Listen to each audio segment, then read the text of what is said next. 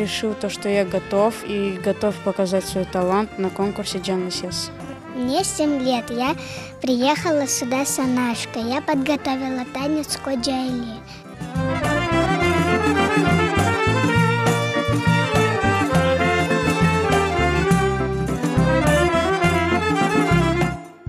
Я занимаюсь уже в ансамбле Джимли 6 лет.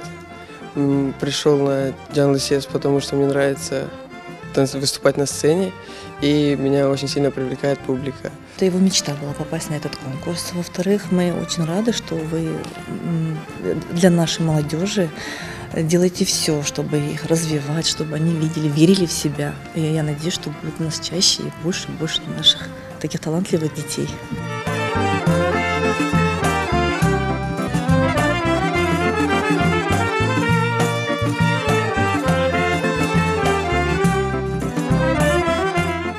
Мен экинчи сефер Janly Ses'ке келдім. Энди теги галибенен кайтажам.